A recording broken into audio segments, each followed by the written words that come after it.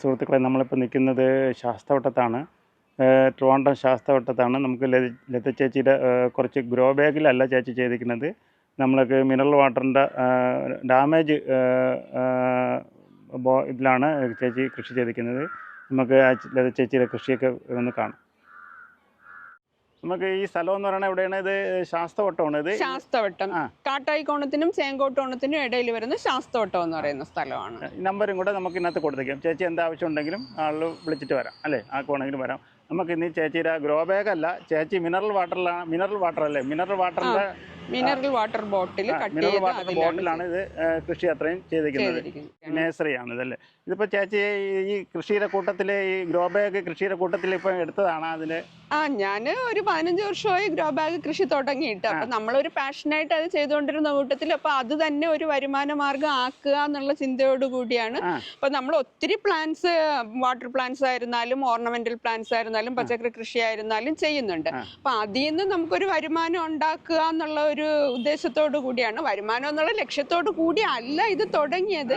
എന്നാൽ തന്നെ നമ്മുടെ കയ്യിലുള്ള എക്സ്ട്രാ സാധനങ്ങൾ നമ്മൾ വേറൊരാളിന് ആദ്യമൊക്കെ വെറുതെ കൊടുക്കുമായിരുന്നു. അപ്പൊ നമുക്ക് പുതിയ പ്ലാന്റ്സ് വേറൊരെണ്ണം വാങ്ങണമെന്ന് വിചാരിച്ചു കഴിഞ്ഞാൽ അതിന് നമ്മൾ പ്രതീക്ഷിക്കാത്ത അല്ലെങ്കിൽ നമുക്ക് വിചാരിക്കാൻ പറ്റാത്ത അത്രയും എമൗണ്ട് കൊടുക്കേണ്ടി വരും.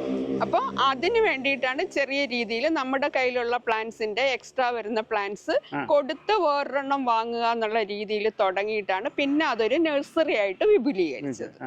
ഇപ്പം നമ്മുടെ കയ്യിൽ ധാരാളം പ്ലാന്റ്സ് സെയിലിനുണ്ട്. മെയിനായിട്ട് ഞാനിവിടെ സെയിൽ ചെയ്യുന്നത് നമ്മുടെ ഇതായിട്ടുള്ളത് വാട്ടർ പ്ലാന്റ്സ് മെയിനായിട്ടുണ്ട്. ആമ്പലുകളും താമരകളും ഒത്തിരി കളക്ഷൻസ് ഉണ്ട്. പിന്നെ അഡീനിയംസ് നമുക്ക് ധാരാളം സെയിലിനായിട്ടുണ്ട്. പിന്നെ അല്ലാതെ ഈ കാണുന്ന പ്ലാന്റ്സ് എല്ലാം ഉണ്ട് നമ്മുടെ സെയിലിന്. ഇത് നമുക്കിപ്പം ചേച്ചിയുടെ വീട്ടിൽ വന്നു കഴിഞ്ഞാൽ ആ കൃഷി ഇപ്പം ഇവിടെ നഴ്സറി ആണല്ലോ. വീടിനകത്ത് വന്നു കഴിഞ്ഞാൽ ഒരു കസ്റ്റമർ വന്നാൽ ഇതൊക്കെ നട്ടക്കുന്നതൊക്കെ കാണിച്ചു കൊടുക്കും. ധാരാളം പേര് വരുന്നുണ്ട്, കാണുന്നുണ്ട്, കൃഷി രീതികളും മനസ്സിലാക്കുന്നുണ്ട്. ചേച്ചിയുടെ നമ്പർ കൊടുത്ത് ചേച്ചി വിളിച്ചിട്ട് വരാറുണ്ട്. തീർച്ചയായിട്ടും ചേച്ചി വിളിച്ചിട്ട് എനിക്ക് നമ്മളെ കൊണ്ട് കഴിയുന്ന സഹായങ്ങൾ നമ്മൾ ചെയ്യാറുണ്ട്. നമ്മൾ ഒത്തിരി വാട്സപ്പ് ഗ്രൂപ്പുകളുണ്ട്, ഫേസ്ബുക്ക് ഗ്രൂപ്പുകളുണ്ട്. അതുവഴിയെല്ലാം നമ്മൾ ഈ ജൈവ കൃഷി എന്നുള്ളതിനെ പ്രൊമോട്ട് ചെയ്യാൻ ശ്രമിക്കുന്നുണ്ട്. ഇത്രയും മിനറൽ വാട്ടർ ബോട്ടിൽ എവിടെ നിന്ന് കിട്ടിയതാണ്? അത് ഈ മിനറൽ വാട്ടറിന്റെ ഏജൻസി ഉണ്ടല്ലോ, അവര് ഡാമേജ് ബോട്ടിൽ സെയിൽ ചെയ്യും, അതിൽ നിന്ന് വാങ്ങിയതാണ്. അത് നമുക്ക് മറ്റുള്ളവർക്കും കിട്ടാൻ ചാൻസ് ഉണ്ട്. ആർക്ക് വേണോ ഈ മിനറൽ വാട്ടർ ഏജൻസി ആയിട്ട് കോൺടാക്ട് ചെയ്ത്, അല്ലെങ്കിൽ എൻ്റെ കയ്യിൽ ഇപ്പം ഇന്നലെ എന്നെ വിളിച്ചിട്ട് 200 ബോട്ടിലുണ്ട് വേണോന്ന് ചോദിച്ചിട്ടുണ്ട്. അപ്പം നമ്മൾ ആവശ്യക്കാർക്ക് എടുത്തു കൊടുക്കുന്നുണ്ട്. ഇപ്പൊ എൻ്റെ ആവശ്യത്തിനുള്ളത് ധാരാളം ആയിക്കഴിഞ്ഞു. അപ്പൊ ഇത് വന്ന് കണ്ടിട്ട് ചോദിക്കുന്നവർക്ക് ഞാൻ വാങ്ങിക്കൊടുക്കാറുണ്ട്. അപ്പൊ ഇതും കൂടെ ചേച്ചി ഇത് പറഞ്ഞത് മറ്റുള്ളവർ കേൾക്കട്ടെ, അല്ലേ? ഈ മിനറൽ വാട്ടറിന്റെ ഇത് ക്യാന് അല്ലേ? ഈ ക്യാന് നമുക്ക് ചേച്ചിയെ വിളിച്ചാലും സംഘടിപ്പിച്ച് കൊടുക്കാൻ പറ്റും. ഈ മിനറൽ വാട്ടറിന്റെ ക്യാൻ ഉപയോഗിക്കാൻ കാരണം എന്താണ് ചേച്ചി വന്നത്? ഗ്രോ ബാഗ് കൃഷി എന്ന് പറയുമ്പോൾ നമുക്കത് ഒരുപാട് ബുദ്ധിമുട്ടുള്ള കാര്യമാണ്. ഈ ചില ഗ്രോ ബാഗുകൾ ഒരു 6 മാസം കഴിയുമ്പോൾ അതിന്റെ ചോട് പൊട്ടും. പിന്നെ ആ ടെറസ് ക്ലീൻ ചെയ്യുക എന്നുള്ളതൊക്കെ വലിയ ബുദ്ധിമുട്ടുള്ളൊരു കാര്യമാണ്. അങ്ങനെയാണ് ഞാൻ ഈ വേസ്റ്റ് ബക്കറ്റ്, പെയിന്റ് ബക്കറ്റ് ഉണ്ടല്ലോ, പിന്നെ ആക്രിക്കടയിൽ നിന്ന് കിട്ടുന്ന പിന്നെ ചെറിയ ചെറിയ പ്ലാസ്റ്റിക് സാധനങ്ങൾ, അങ്ങനത്തെ ഇതിൽ കൃഷി ചെയ്ത് തുടങ്ങി. ആദ്യമായിട്ട് എനിക്കൊരു 2-3 മിനറൽ വാട്ടറിന്റെ ബോട്ടിൽ ഈ ആക്രിക്കടയിൽ നിന്നാണ് കിട്ടിയത്. അത് ഉപയോഗിച്ചപ്പോൾ എനിക്കത് നല്ല ഈൽഡ് ചെയ്യുന്നതായിട്ട് തോന്നിയത് കൊണ്ട് പിന്നെ ഞാൻ ഇത് എവിടുന്ന് കിട്ടും എന്ന് നോക്കി കണ്ടുപിടിച്ച് അതിലോട്ട് പോയതാണ്. ഇവിടെ ഈ താഴ്ഭാഗത്ത് നമ്മൾ ടെറസിലും ഒരുപാട് വെച്ചിട്ടുണ്ട്. ഇവിടെ നമ്മളിപ്പോൾ എന്തൊക്കെയാണ് ചേച്ചി?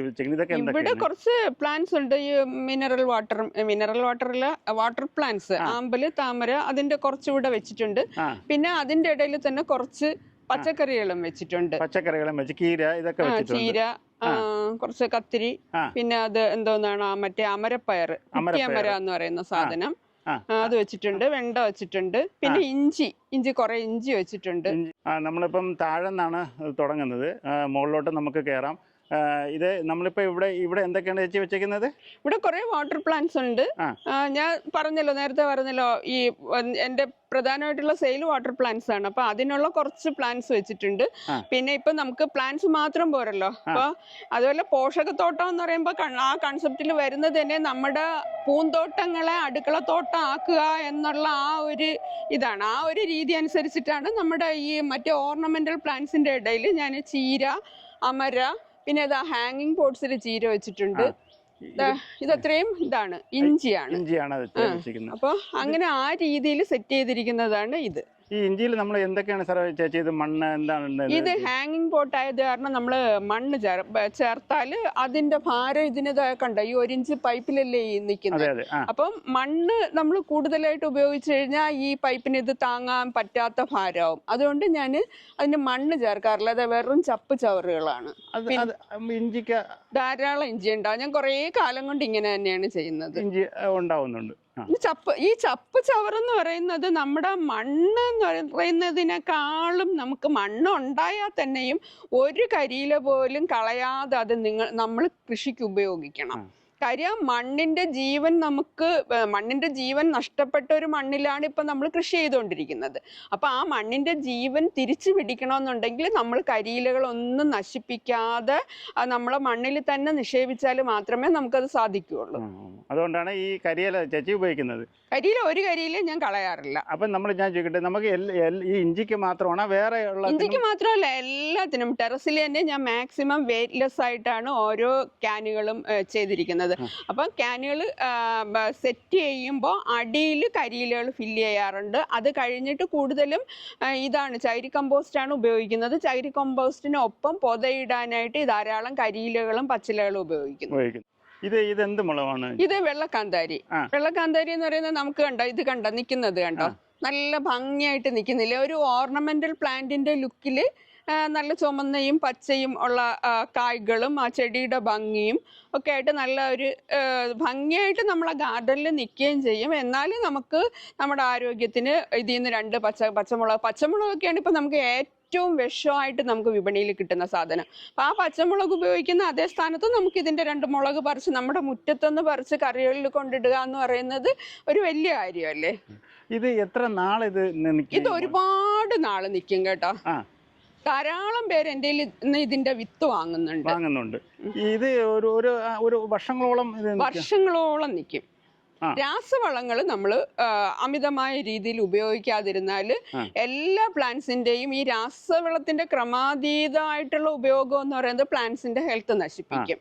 അപ്പോൾ അങ്ങനെ ക്രമാധികമായിട്ട് രാസവളങ്ങൾ ഉപയോഗിക്കാതെ, ഞാനിവിടെ രാസവളങ്ങളൊന്നും ഉപയോഗിക്കാറില്ല. എനിക്ക് രാസവളങ്ങൾ ചേർക്കേണ്ട ആവശ്യം വരുന്നില്ല. നമുക്കിവിടെ പശുവുണ്ട്, കോഴിയുണ്ട്, പിന്നെ ഞാൻ വിറക് കത്തിക്കാറുണ്ട്, അടുപ്പ് കത്തിക്കാറുണ്ട്, അടുപ്പിലെ ചാരം, ഇതൊക്കെയാണ് ഞാൻ ഉപയോഗിക്കുന്ന പ്രധാന വളങ്ങൾ. നമ്മളിപ്പം ചേച്ചിയുടെ ടെറസിലാണ്. ചേച്ചിക്കറി ചേച്ചി ഇവിടെ അത്ര ഇഞ്ചിയാണ് വെച്ചേക്കുന്നത് അല്ലേ? ഇത് അത്രയും ഇഞ്ചിയാണ്. ഇതൊരു ഫാഷൻ ഫ്രൂട്ടാണ്. അതിനെ ചുവട് താഴെ കൊടുത്തിട്ട് മുകളിലോട്ട് പടർത്തിയിട്ടിട്ടുണ്ട്. അപ്പൊ നമുക്ക് പടർത്താൻ പന്തലോ വേറെ ഒന്നിന്റെ ആവശ്യം വരുന്നില്ല. ഒരു ചരട് മാത്രം മുകളിലോട്ട് കൊടുത്തിട്ടുണ്ട് എന്നേ ഉള്ളൂ. അപ്പൊ അതിലോട്ട് ഇതാ പടർന്ന് കയറിയിട്ട് കായ്ച്ചു തുടങ്ങിയിട്ടുണ്ട്. അല്ല, അത് എനിക്കിവിടെ നേരത്തെ ചുമപ്പുണ്ടായിരുന്നു. പക്ഷെ പിന്നെ അതിൻ്റെതായിരിക്കാം ഒരു തൈ ഇവിടെ കിട്ടിയതിനും എടുത്തു വെച്ചതാണ്, അത് കായ്ച്ചതാണ്. ഇതൊക്കെ എന്താണ് വെച്ചിരിക്കുന്നത്? ഇതൊക്കെ അത് അമരപ്പയർ, കുറ്റിയമര, നമ്മൾ താഴെ കണ്ട അതേ സാധനം തന്നെ. ഈ സ്വാഗതം എന്നൊക്കെ എഴുതി വെച്ചിരിക്കുന്നത് അത് നമ്മുടെ തോട്ടത്തിലോട്ട് സ്വാഗതം. അത് മറ്റുള്ളവർ വരുമ്പം കാണാൻ വേണ്ടിയാണ് അതൊക്കെ വെച്ചിരിക്കുന്നത് അല്ലേ? ഇതെല്ലാം ലേബൽ ചെയ്ത് വെച്ചിട്ടുണ്ട്. കണ്ടോ, ഓരോന്നിനും എഴുതി വെച്ചിട്ടുണ്ട്. ഇത് സ്വാഗതം എഴുതി വെച്ചിട്ടുണ്ട്. അതെന്താണ് സാർ? ഇതെല്ലാം ഓരോന്നിന്റെയും പേരുകൾ എഴുതിയിരിക്കുന്നത്. ഇവിടെ ഞാൻ പറഞ്ഞില്ലേ, ഇവിടെ ധാരാളം പേര് കാണാൻ വരാറുണ്ട്. അപ്പൊ അവർക്ക് കാണുമ്പോ ഒരു ചേച്ചി ട്രിവാൻഡ്രത്ത് അപ്പൊ ഒരു ടോപ്പ് ഗ്രോബാഗ് കൃഷിക്കാരിയാണെന്ന് തോന്നുന്നല്ലേ? അല്ല, നമ്മളെ പോലെ ചെയ്യുന്ന ഒരുപാട് പേരുണ്ട്. ഞാൻ മാത്രം ടോപ്പ് എന്നൊന്നും പറയില്ല, ധാരാളം പേരുണ്ട്. ചേച്ചി ഇത് ഇത്ര സഹായിക്കണേ ആരാണ്? ഇതെല്ലാം ഞാൻ ഒറ്റയ്ക്ക് ചേച്ചി ഇതൊക്കെ ചെയ്യൂ? അതെ. സഹായത്തിനൊന്നും ആരുമില്ല. പിന്നെ ഇടയ്ക്ക് നമ്മളെ കൊണ്ട് ഒറ്റയ്ക്ക് ചെയ്യാൻ പറ്റാത്തത് വരുമ്പോ ആരെങ്കിലും വിളിക്കും എന്നുള്ളതല്ലാതെ ഈ ഡെയിലി ഹെൽപ്പ് എന്ന് പറയുന്ന രീതിയിലൊന്നും ചെയ്യാനൊന്നും ആരുമില്ല. ഇതെല്ലാം കുറച്ച് മെഡിസിനൽ പ്ലാന്റ്സ് ആണ്. ഞാൻ പറഞ്ഞേ, നമ്മള് നിത്യം ഉപയോഗിക്കുന്ന, നമ്മുടെ നിത്യോപയോഗമായിട്ട് നമുക്ക് കുറച്ച് പണ്ട് നമ്മൾ ഓടിച്ചെന്നിട്ട് കുറച്ച് തുളസിയില വരച്ച് കാപ്പിയിടുക, അല്ലെങ്കിൽ ഞവരയില വരച്ച് കൊണ്ടുവരിക എന്നുള്ള ആ ഒരു ഇതൊക്കെ ഉണ്ടല്ലോ. അപ്പൊ ഇപ്പോഴുള്ള വീടുകളിലൊന്നും അങ്ങനെ ഇല്ല. അപ്പൊ ആ ഒരു രീതിയിൽ ഞാൻ കുറച്ച് അത്യാവശ്യം നമുക്ക് വേണ്ടുന്ന സാധനങ്ങൾ ഇവിടെ വെച്ചിട്ടുണ്ട്. ഇത് ചേച്ചിക്ക് സ്വന്തം ആവശ്യത്തിനാണോ? അങ്ങനെയുള്ള ഈ മെഡിസിനൽ പ്ലാന്റ്സ് അങ്ങനെയല്ല. ഇതിൽ നിന്ന് ആർക്കെങ്കിലും തയ്യോ അല്ലെങ്കിൽ ഇതിൽ നിന്ന് ഒരു കുറച്ച് ഇതോ വേണമെന്നുണ്ടെങ്കിൽ അതൊക്കെ കൊടുക്കും. എടുത്ത് പറയാൻ വേണ്ടിയിട്ട് ഇതാ തുളസി, അല്ലാതെ കറ്റാർ വാഴ. കറ്റാർ വാഴയില് റെയർ എന്ന് പറയുന്നത് ഇത് ചുമന്ന കറ്റാർ വാഴയാണ്.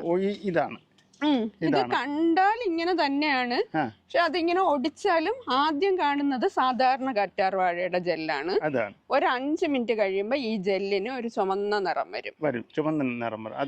ക്യാൻസർ ചികിത്സയ്ക്ക് ഉപയോഗിക്കുന്ന സാധനമാണ് ഈ ചുമന്ന കറ്റാർ വാഴ എന്ന് പറയുന്നത്. അല്ലേ, അധികം പേരുടെ ഇല്ല. കാര്യം എന്ന് വെച്ചാൽ ഇത് ആദ്യം ഇത് ഭയങ്കര വിലയുള്ള ഒരു സാധനമാണ്. അങ്ങനെ പെട്ടെന്നൊന്നും ആർക്കും ഇത് വാങ്ങിച്ച് വെക്കാൻ പറ്റുന്ന വിലയിലല്ലായിരുന്നു ഇത്. പിന്നെ ഇതെനിക്ക് എൻ്റെ വേണ്ടപ്പെട്ട ഒരു സുഹൃത്ത് എനിക്ക് തന്നതാണിത്.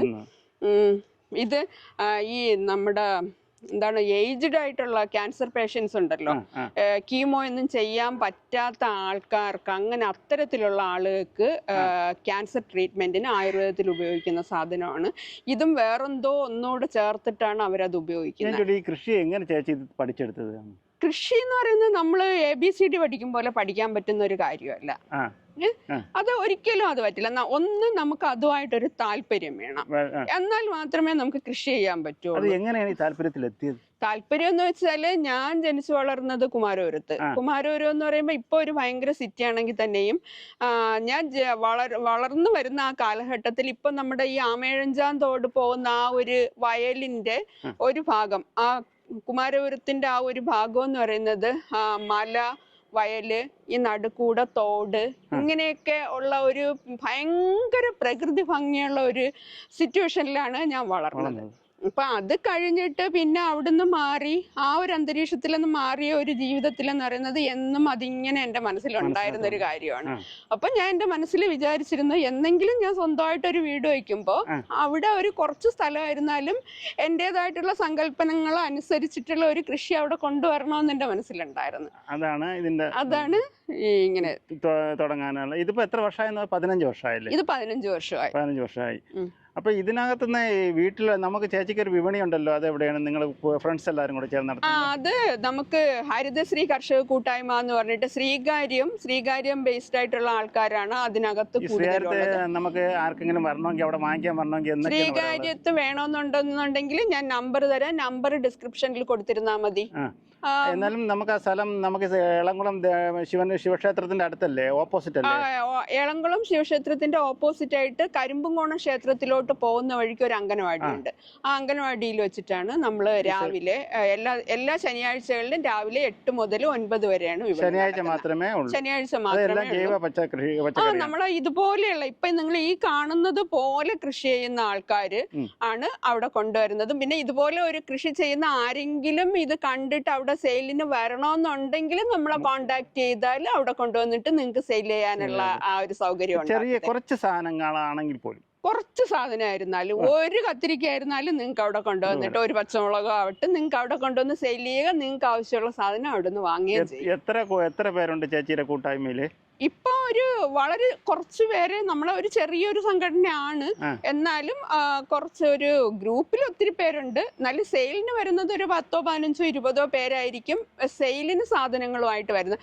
അവിടെ ഒരു പ്രത്യേകത എന്ന് പറയുന്നത് നമ്മൾ 8 മണിയാണ് വിപണിയുടെ സമയം വെച്ചിരിക്കുന്നത്.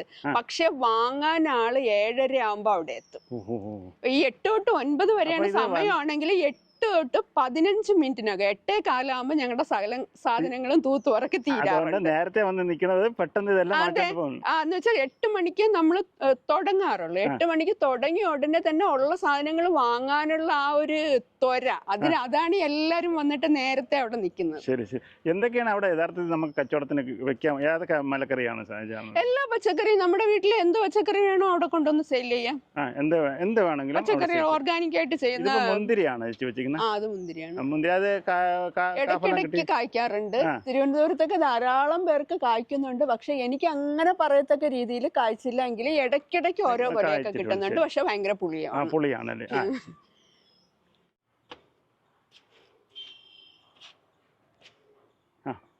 ഇത് ഇത് ഇത് ഇത് എല്ലാത്തിലും പോഷകത്തോട്ടം. പോഷകത്തോട്ടം എന്ന് പറയുമ്പോ എന്നെ പോഷിപ്പിക്കുന്ന തോട്ടം പോഷകത്തോട്ടം. അങ്ങനെയാണ് ഉദ്ദേശിക്കുന്നത്. അതെ അതെ.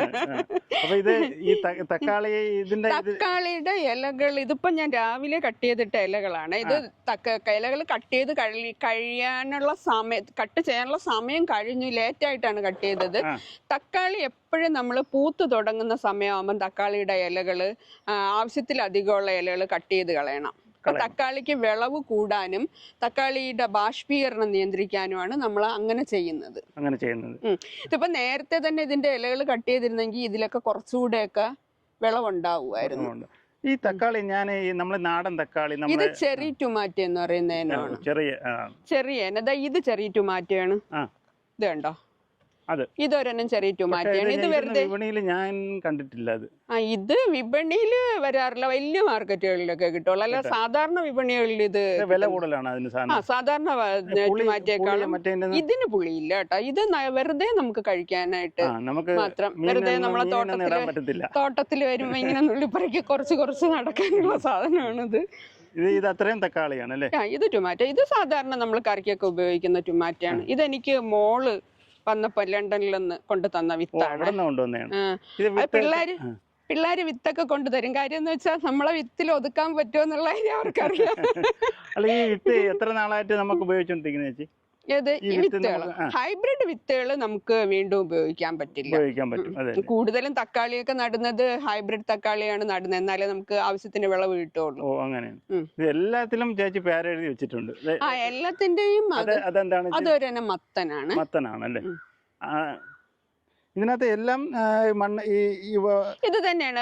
അതൊന്ന് വേണമെങ്കിൽ ഉയർത്തി നോക്കിയാൽ നമുക്ക് ഒരു കൈ കൊണ്ട് ഇങ്ങനെ എടുക്കാവുന്നതാണ്. വെയിറ്റ് ആണ് അത്രേ. ഇത് ഇപ്പൊ ഈ മണ്ണിനകത്ത് എന്തൊക്കെ ചേർക്കും?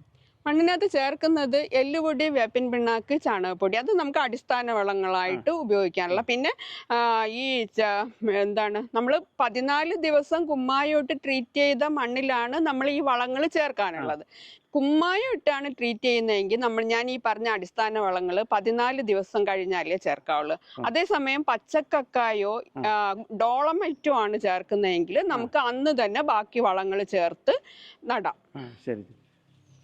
ഇത് ചോളമാണ്. ഈ എല്ലാത്തിനും നമ്മൾ ചേച്ചി ഒരേ വളങ്ങൾ തന്നെയാണ് ചെയ്യുന്നത്. അതിന്റെ വളർച്ച ഘട്ടം അനുസരിച്ച്. ഇപ്പം ബാക്കി ഈ പൂക്കുകയും കായ്ക്കുകയും ചെയ്യുന്ന സാധനങ്ങൾക്ക് നമുക്ക് പൂത്ത് തുടങ്ങുമ്പോൾ പൊട്ടാഷ് വളം വേണം. അതിന് ചാരം ഉപയോഗിക്കാറുണ്ട്. അതേസമയം ചീരയ്ക്ക് ചാരം വേണ്ട. ചീരയ്ക്ക് നൈട്രജൻ അടങ്ങിയ വളങ്ങൾ മാത്രമാണ് ചീര നടുമ്പോൾ മുതലേ നമ്മൾ കൊടുത്തോണ്ടിരിക്കുന്നത്. ചീര നമുക്ക് ഒരു 25 ദിവസം ആകുമ്പോൾ വിളവെടുക്കാനുള്ള സാധനമാണ്. ചീരയുടെ പൂവല്ലല്ലോ, നമുക്ക് ചീരയുടെ ഇലയല്ലേ ആവശ്യം. അതുകൊണ്ട് ഒരു കാരണവശാലും ചീരയ്ക്ക് പൊട്ടാഷ് ചേർന്ന വളങ്ങൾ കൊടുക്കാം. ഇതൊക്കെ എങ്ങനെ ചേച്ചി പഠിച്ചത്? ഇത് പിന്നെ ഒരു പ്രത്യേക യൂണിവേഴ്സിറ്റി ഒന്നും വേണ്ട, നമ്മൾ അല്ലാതെ തന്നെ അങ്ങ് പഠിച്ചോളും. നമ്മളൊന്ന് ചെയ്യുമ്പോൾ നമുക്കൊരു ഫാൾട്ട് വന്നു. ഞാൻ പറഞ്ഞില്ലേ ഗ്രൂപ്പുകളുണ്ടല്ലോ. അപ്പൊ നമ്മുടെ ഗ്രൂപ്പിൽ നമ്മൾ ഒരു ഡൗട്ട് ചോദിക്കുന്നു. അപ്പൊ അറിവുള്ളവര്, അപ്പം പഠിച്ച അറിവുള്ളവരും ഉണ്ടാവും, എക്സ്പീരിയൻസിൽ നിന്നുള്ള അറിവുള്ളവരും അതിനകത്തുണ്ടാവും. അപ്പൊ അവരാരെങ്കിലും പറഞ്ഞു തരും. അടുത്ത പ്രാവശ്യം നമ്മൾ അത് പരീക്ഷിക്കുന്നു, വിജയിക്കുന്നു, ചിലത് ഫ്ലോപ്പ് ആവുന്നു. അപ്പൊ വീണ്ടും എന്താണ് വേണ്ടതെന്ന് വീണ്ടും എണീറ്റും അങ്ങനെ പഠിക്കുന്നതാണ്. ഇത് കീര ഇത് ഒരെണ്ണം മാത്രമേ ചേച്ചി വെക്കുള്ളൂ? ചീര ഒരെണ്ണം വെച്ചിരിക്കുന്ന കാരണം എന്ന് വെച്ചാൽ ഇത് പയർ നട്ടിരുന്നതാണ്. അപ്പൊ ഈ പയറിന്റെ ചുവട്ടിൽ ഒരു ചീര വെച്ച് കൊടുക്കുന്നതാണ്. അപ്പം ഈ പയർ ഇപ്പൊ കഴിയാറായ പയറാണ്. അപ്പൊ അത് ആ വള്ളി മാറ്റുന്നതിനിടയിൽ ഇപ്പം പയറിന് വെള്ളം ഒഴിക്കുമ്പോഴോ അല്ലെങ്കിൽ വളം ഇടുമ്പോഴോ ഒരു ചീര അതിന്റെ ഇടയിൽ നിന്നെന്ന് വെച്ചാൽ അത് പയറിനെ ബാധിക്കില്ല. അങ്ങനെയാണ് ഓരോ ചുവട് ചീര വെച്ചിരിക്കുന്നത്. ഈ മുളകും മറ്റേ നമ്മൾ അവിടെ അത് നമ്മൾ താഴെ കണ്ട മുളക്. ഇത് പാവലും ഇതിന്റെ ഇടയിൽ നിൽക്കുകയാണ്. പാവലുണ്ട്. ഈ മുളകും അത് തന്നെയാണ്. അത് നമ്മൾ താഴെ കണ്ട മുളക് തന്നെയാണ്.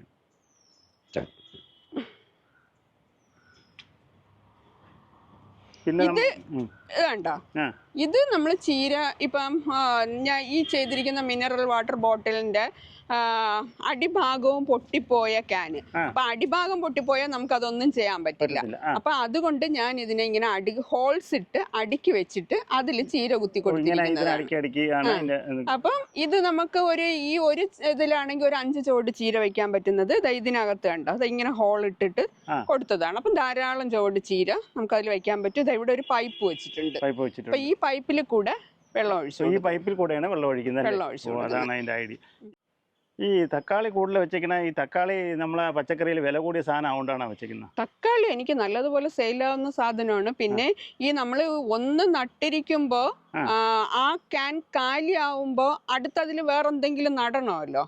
അങ്ങനെ ആ രീതിയിൽ ചെയ്യുന്നതാണ്, മാറി മാറി ചെയ്യുന്നതാണ്. ഇതിപ്പോ നേരത്തെ ചീരയാണ് ഇതിലിങ്ങനെ നട്ടിരുന്നത്. അപ്പൊ ആ ചീര കഴിഞ്ഞപ്പം കുറച്ച് തക്കാളി തൈകൾ, ഇതിപ്പോ നമ്മൾ അപ്പുറത്ത് കണ്ട ചെറിയ ടൊമാറ്റോ തന്നെയാണ്. ഇത് തൈകൾ ഇവിടെ ധാരാളം ഉണ്ടാവും. അപ്പൊ ആ ക്യാൻ ആ സ്ഥലത്ത് തക്കാളി വെച്ച് കൊടുത്തു.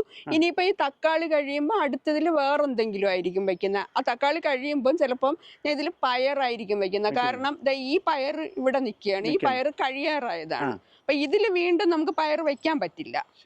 അപ്പൊ അതുകൊണ്ട് ഇത് കഴിയുമ്പോ ഇതില് വേറെന്തെങ്കിലും വെച്ചിട്ട് ഇതിലായിരിക്കും അടുത്ത് പയർ നട്ടു കൊടുക്കുന്നത്. ഇതിന്റെ ഈ തക്കാളിക്ക് ഇഷ്ടപ്പെട്ട ഓരോ ഏതാണ്? തക്കാളിക്ക് നമ്മള് എന്താണ് pH, തക്കാളിയുടെ pH ഒരു മെയിൻ പ്രശ്നമാണ്. 7-നും 7.5-നും ഇടയിൽ തന്നെ ആയിരിക്കണം തക്കാളിയുടെ pH എന്ന് പറയുന്നത്. അപ്പം അതിനിടയ്ക്ക് ഈ കുമ്മായം കലക്കി ഒഴിക്കുകയോ ഡോളമൈറ്റ് ഇട്ട് കൊടുക്കുകയോ അങ്ങനെ എന്തെങ്കിലും ചെയ്യണം. പിന്നെ ഈ നൈട്രജൻ പൊട്ടാഷ് വളങ്ങൾ തന്നെയാണ്. pH ഒരു പ്രധാന പ്രശ്നമാണ്. കാൽഷ്യം ഡെഫിഷ്യൻസി ഉണ്ടാവാൻ പാടില്ല. യഥാർത്ഥം പറഞ്ഞാൽ ഇത് നമുക്ക് വിലയുള്ള സാധനങ്ങൾ, വിലയുള്ള പച്ചക്കറികളിൽ ഒന്നാണ് ഈ തക്കാളി. അത് കഴിഞ്ഞിട്ട് നമുക്ക് അടുത്ത വിലയുള്ള സാധനം ഏതാണ്? എല്ലാ സാധനവും വില തന്നെയാണ്. കഴിഞ്ഞ ആഴ്ച വെള്ളരിക്ക് 100 രൂപ വില ഉണ്ടായിരുന്നു. കത്തിരിക്ക് ഇപ്പം 100 രൂപ വിലയുണ്ട്. ഓരോ സീസണലായിട്ടും ഓരോന്നിനും എപ്പോഴും വില തന്നെയാണ്. ഓർഗാനിക് ആയിട്ട് ചെയ്യുന്ന സാധനങ്ങൾക്ക് എപ്പോഴും വില തന്നെയാണ്. ഇത് ചേച്ചി മറ്റുള്ളവർക്ക് ഇത് പ്രചോദനം ഉണ്ടാവാൻ വേണ്ടി നമുക്ക് എന്ത് കാര്യം, ആരും ഇതൊന്നും ഗ്രോ ബാഗിൽ കൃഷി ചെയ്യുന്നില്ല വീടുകളിൽ. ആർക്ക് സമയമില്ലാത്തതുകൊണ്ടാണല്ലേ? സമയമില്ല എന്ന് പറയുന്നത് വെറുതെ തന്നെ ഞാൻ പറയുള്ളൂ. 2 സീരിയൽ കാണുന്ന സമയം മതി ഇത് ചെയ്യാൻ വേണ്ടിട്ട്. രാവിലെ 1 മണിക്കൂർ, വൈകിട്ട് 1 മണിക്കൂർ, നമ്മൾ ഒരു മണിക്കൂർ രാവിലെയും വൈകിട്ടും ചെലവാക്കാന്നുണ്ടെങ്കിൽ പിന്നെ നല്ല വെയിലുള്ള കുറച്ച് സ്ഥലം വേണം. ഒരു 400-500 സ്ക്വയർ ഫീറ്റ് സ്ഥലം നമുക്ക് നല്ല വെയിൽ കിട്ടുന്നതുണ്ടെങ്കിൽ 2 മണിക്കൂർ, രാവിലെ 1 മണിക്കൂർ, വൈകിട്ട് 1 മണിക്കൂർ, അല്ലെങ്കിൽ ആ സമയം തന്നെ ഇപ്പം 2 നേരവും പറ്റാത്ത ഒരാളിന് രാവിലെ അല്ലെങ്കിൽ വൈകിട്ട്, ആ രീതിയിൽ നമ്മൾ ക്രമീകരിച്ച് ചെയ്യാൻ തയ്യാറാണ്, അതിനുള്ള മനസ്സുണ്ടെന്നുണ്ടെങ്കിൽ സുഖമായിട്ട് ഏതൊരാളിനും സ്വന്തം ആവശ്യത്തിനുള്ള 90% പച്ചക്കറികളും നമ്മുടെ വീട്ടിൽ നിന്ന് കിട്ടുമെന്നുള്ള കാര്യം ഉറപ്പാണ്. ഈ പച്ചക്കറി നമ്മൾ ഇതൊക്കെ വെക്കുമ്പോൾ നമ്മുടെ മനസ്സിന് യഥാർത്ഥം പറഞ്ഞ ഒരു സന്തോഷമാണ്. അത് തീർച്ചയായിട്ടും ഉണ്ടാവും. എന്നുവെച്ചാൽ രാവിലെ ഉറക്കണീറ്റോ തന്നെയും മുകളിലോട്ട് പോകണം എന്നുള്ള ആ ഒരു ചിന്തയാണ്. അല്ലെങ്കിൽ ഡോറ് തുറക്കും നമ്മൾ ആ പുറത്ത് കാണുന്ന ആ ഒരു പച്ചപ്പ്, അത് മനസ്സിലൊരു വല്ലാത്തൊരു പോസിറ്റീവ് എനർജി വരുന്നത്. ഇതിപ്പം പയറിപ്പോൾ 2ാമത് വെച്ചതാണല്ലേ? ഇത് ഇപ്പം മറ്റേ ഇപ്പം അവിടെയും ഇവിടെയും ഒക്കെ ഉള്ള പയറുകൾ കഴിയാറായില്ലേ? അപ്പൊ അത് കഴിയുമ്പോൾ വേണ്ട അടുത്തത് പൂത്തു തുടങ്ങിയിട്ടുണ്ട്, ഇത് കായ്ക്കും. ഈ നമുക്ക് ഈ ഗ്രോ ബാഗിൽ വെക്കണതും അല്ല, ഗ്രോ ബാഗല്ല, മിനറൽ വാട്ടറിന്റെ ക്യാനാണ്. ഇതിന് നമ്മൾക്കിപ്പം നമ്മള് ഈ പണകളിലും നമ്മള് വയലിലൊക്കെ നടണേ അതേ ടൈമിൽ തന്നെ ഇതും കായ്ക്കുമോ? യഥാർത്ഥത്തില് കായ്ക്കും. പക്ഷെ ആ തറയിൽ വെക്കുമ്പോ അത് കിട്ടുന്ന അത്രത്തോളം ഉള്ള ഒരു ലൈഫ് അത്രത്തോളം എന്തായാലും ഉണ്ടാവത്തില്ല. പിന്നെ ഒരു മൈക്രോ ന്യൂട്രിയൻസ് ഡെഫിഷ്യൻസി ഒക്കെ ഇതിനകത്ത് കുറച്ച് കൂടുതലുണ്ടാവും. അപ്പൊ നമ്മളത് തറയിൽ നമ്മൾ കൃഷി ചെയ്യുന്നതിനേക്കാളും കുറച്ചുകൂടെ ശ്രദ്ധ ഗ്രോ ബാഗ് കൃഷിക്ക് നമുക്ക് ഉൽപാദനം കൂടുതൽ കിട്ടുന്നത് തറയിൽ കൂടി തന്നെ. പക്ഷെ അതേ ചില സാധനങ്ങളിൽ നോക്കുമ്പോ ആ തറയിൽ ചെയ്യുന്ന അതേ ഉൽപാദനം നമുക്ക് ഇതിലും കിട്ടും. ശരി. ഇതിന് യഥാർത്ഥം വെള്ളവും നമുക്ക് കുറച്ച് മതി ഇതിനകത്ത്. വെള്ളം കുറച്ച് മതി, വളം നിയന്ത്രിച്ച് കൊടുക്കാൻ പറ്റും. പിന്നെ ഇതിപ്പോ ടെറസ് കൃഷി എന്ന് പറയുന്നത് ആരും വ്യാവസായിക അടിസ്ഥാനത്തിൽ ചെയ്യുന്നതല്ല, സ്വന്തം ആവശ്യത്തിന് ചെയ്യുന്നതാണ്. അപ്പൊ ആ ഉള്ളതിലൊന്നും നമ്മുടെ ആവശ്യത്തിന് കിട്ടും. അപ്പൊ എന്തായിരുന്നാലും നമ്മൾ നമ്മുടെ വീട്ടിലെ ആവശ്യത്തിന് ഒരു 3-4 അംഗങ്ങളുള്ള ഒരു വീട്ടിലത്തേക്ക് 100-150 രൂപയ്ക്ക് പച്ചക്കറി വാങ്ങിക്കാതെ ഇന്നത്തെ കാലത്ത് പച്ചക്കറി ഈ അത്യാവശ്യത്തിനുള്ള പച്ചക്കറികളാവുമോ? 150 രൂപയ്ക്ക് ആവുമോ എന്നുള്ള കാര്യം സംശയമാണ്, കാര്യം ഇപ്പോഴത്തെ വിലയിൽ. അപ്പൊ അത് നമ്മുടെ വീട്ടിൽ ഇത്തിരി സമയം നമ്മൾ ചെലവഴിച്ചിട്ട് നമുക്ക് മനസ്സിനും ശരീരത്തിനും ആരോഗ്യപ്രദമായിട്ട് കിട്ടുക എന്ന് പറയുന്നത് ഒരു വലിയ കാര്യമാണ്. അപ്പൊ ഞാൻ ചേച്ചി വിപണിയിൽ കൊണ്ടുപോകുമ്പോൾ നമുക്ക് പുറത്തുനിന്ന് നമുക്കിവിടെ ശാസ്ത്രവട്ടത്ത് ഒരുപാട് കൃഷികളൊക്കെ ഉണ്ടല്ലോ, ഇവിടെ നിന്നൊക്കെ എടുത്ത് കൊണ്ടുപോകുമോ ചേച്ചി കൂടുതൽ ജൈവവളം? ഇല്ല, ഞാൻ ഇവിടെ കൊണ്ടുപോകുന്നത് എന്റെ സാധനങ്ങൾ മാത്രം തന്നെയാണ് കൊണ്ടുപോകുന്നത്. ഇവിടെ നിന്ന് കിട്ടുന്ന സാധനങ്ങളാണ് കൂടുതൽ കൊണ്ടുപോകുന്നത്. ഇത് എന്തൊക്കെയാണ് ചേച്ചി? ഇതാണ് നിത്യവഴുതന എന്ന് പറയുന്ന സാധനമാണ്. ഇത് നമുക്ക് പച്ചക്കറിയായിട്ട് ഉപയോഗിക്കാനുള്ളതാണ്. പച്ചക്കറിയായിട്ട് ഉപയോഗിക്കാനുള്ള നല്ല ഔഷധ ഗുണമുള്ള ഒരു സാധനമാണ്. നിത്യവഴുതന പേര് പോലെ തന്നെ നിത്യം കായ്ക്കുന്ന ഒരു സാധനമാണ്. അങ്ങനെയാണ് അത്. ഇതാണ് നമ്മൾ ഇത് ഉപയോഗിക്കുന്നത്. ഈ ഭാഗമാണ് നമ്മൾ വിഴുക്ക് വരട്ടാനോ തോരനോ ഒക്കെ ഉപയോഗിക്കുന്നത്. ഇതൊന്നും നമ്മൾ വിപണി അവരുടെ കടയിലൊന്നും ഞാൻ കണ്ടിട്ടില്ല. ഇതൊന്നും അങ്ങനെ കടകളിൽ വാങ്ങാൻ കിട്ടുന്ന സാധനമല്ല. ഇത് പപ്പട ചീര, ബസള ചീര എന്നൊക്കെ പറയുന്നത്. ഇത് പണ്ട് വേലിച്ചീര, വേലിയിലൊക്കെ പടർത്തുന്ന നല്ല ഔഷധ ഗുണമുള്ള ഒരു ചീരയാണിത്. ഇതിപ്പം നമുക്ക് കത്തിരിയാണ് വെച്ചിരിക്കുന്നത് അല്ലേ? കത്തിരി. ഇത് ഒരു വരിയിൽ കത്തിരി വെച്ചിട്ടുണ്ട്. ഇത് വെച്ചിട്ട് 1 വർഷം കഴിഞ്ഞതാണ്. ഇപ്പൊ ഞാൻ ഇടയ്ക്കൊന്ന് പ്രൂൺ ചെയ്തപ്പോൾ പ്രൂൺ ചെയ്ത് വളം ഇട്ട് കഴിയുമ്പോൾ കത്തിരി നമുക്ക് 2-3 വർഷം എങ്ങനെയായിരുന്നാലും നമുക്ക് അതിൽ നിന്ന്. തക്കാളി നമുക്ക് എത്ര വർഷം? തക്കാളി ഒരു 6 മാസം അത്രേ ഉള്ളൂ. ഈ കത്തിരി നമുക്ക് എത്ര നാൾ? കത്തിരി ഒരു 3 വർഷം വരെ നിൽക്കും. ഇത് 2ാം വർഷമാണ്. ഈ കാണുന്ന ഈ കത്തിരികളെല്ലാം 2ാം വർഷം നിൽക്കുന്നതാണ്. നമുക്ക് നല്ല കാ കിട്ടും, നല്ല രീതിയിൽ കിട്ടും. കത്തിരി നല്ല രീതിയിൽ നമുക്ക് കാഴ്ച കിട്ടും അല്ലേ? നമ്മളല്ലാത്ത ചേച്ചിയുടെ കൃഷിയൊക്കെയാണ് നമ്മൾ കാണിച്ചത്. ഈ വീഡിയോ ഇഷ്ടപ്പെട്ടിട്ടുണ്ടെങ്കിൽ ഷെയർ ചെയ്യണം, ലൈക്ക് ചെയ്യണം. നിങ്ങൾ സബ്സ്ക്രൈബ് ചെയ്താലേ എനിക്ക് ഇതേപോലെ വീഡിയോ എടുക്കാനുള്ള ഒരു പ്രോത്സാഹനം കിട്ടുള്ളൂ. എങ്കിലും നമുക്ക് ഈ വീഡിയോ എടുക്കാനൊക്കെ, ഈ വീഡിയോ നമ്മൾ പാടത്തിലൊക്കെ പോയി എടുക്കുന്നത് വളരെ കഷ്ടപ്പാടാണ്. വീഡിയോ എടുക്കുന്നത് അത് ചെളിക്കകത്തൊക്കെ ഇറങ്ങിയെന്നേ നമുക്ക് നല്ല വ്യൂസായിട്ട് ഈ ഇതൊക്കെ കിട്ടണമെങ്കിൽ നമുക്ക് ആ ചെളിക്കകത്തൊക്കെ പോയി നിന്ന് എടുത്താലേ ഇത് നമുക്ക് വീഡിയോ എടുക്കാൻ പറ്റുള്ളൂ. അതുകൊണ്ട് ഈ വീഡിയോ നിങ്ങൾ ഇഷ്ടപ്പെട്ടിട്ടുണ്ടെങ്കിൽ ഷെയർ ചെയ്യുക, ലൈക്ക് ചെയ്യുക, സബ്സ്ക്രൈബ് ചെയ്യുക.